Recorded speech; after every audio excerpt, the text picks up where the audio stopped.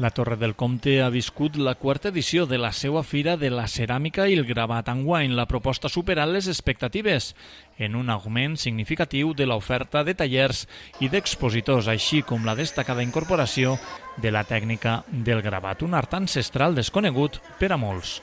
Hem preparat moltes coses molt interessants, és a dir, portàvem 3 anys fent ceràmica i vam pensar que una manera d'arribar més a la gent era incloure el concepte gravat, que en molts casos va lligat a la ceràmica.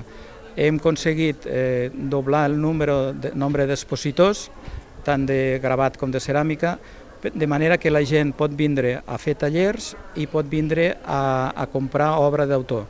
La fira ha comptat amb la participació de professionals de primer nivell que han assegurat una experiència enriquidora per a tots els assistents.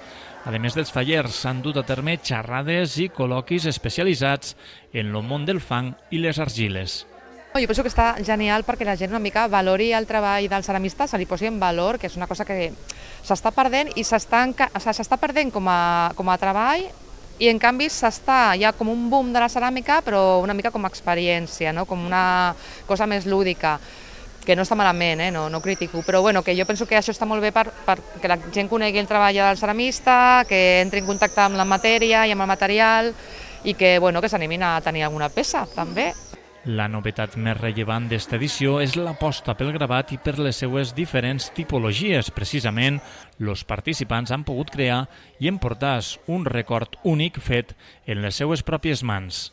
Bàsicament l'inòleum, que té el mateix resultat que la xilografia, que la fusta, però és més fàcil de treballar i sobretot per la canalla, que estem fent uns tallers aquí, per la canalla és més fàcil de treballar perquè a la fusta requereix una mica d'expertís, que es diu ara. Si no dius una paraula en anglès no quedes bé.